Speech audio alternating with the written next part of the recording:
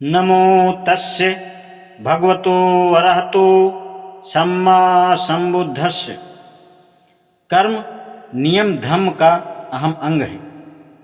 बुद्ध ने केवल कर्म की बात करके ही संतोष नहीं कर लिया, उन्होंने कर्म नियम की भी बात कही है, जो कर्म सिद्धांत का ही दूसरा नाम है।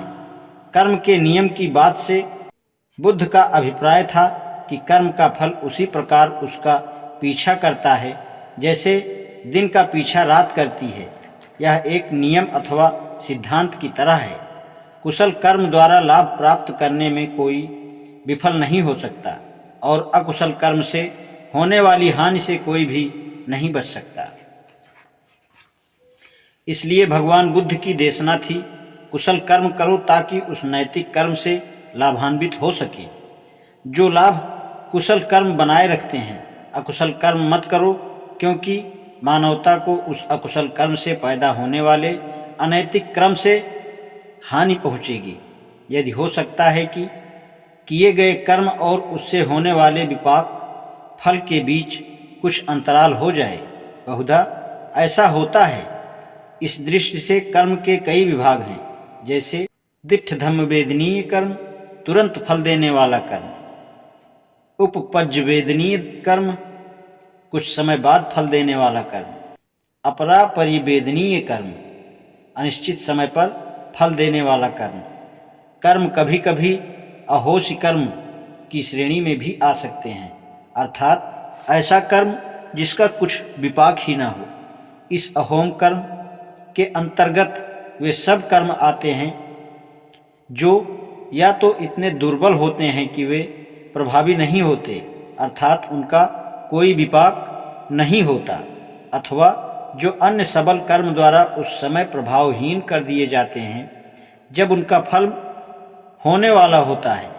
इन सब बातों के लिए थोड़ी गुंजाइश भी मान ली जाए तो भी भगवान बुद्ध की इस देशना के दावे को ये कम नहीं करते हैं कि कर्म का नियम अटल है और लागू होकर ही रहता है।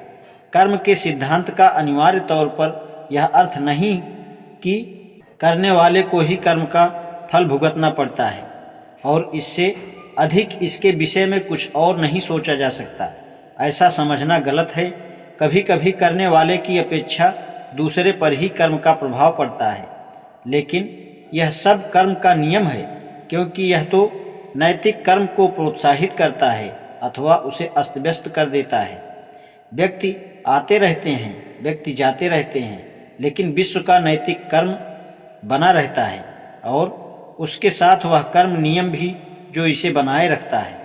यही कारण है कि बुद्ध के धम्म में नैतिकता को वही स्थान प्राप्त है जो अन्य धर्मों में ईश्वर को है।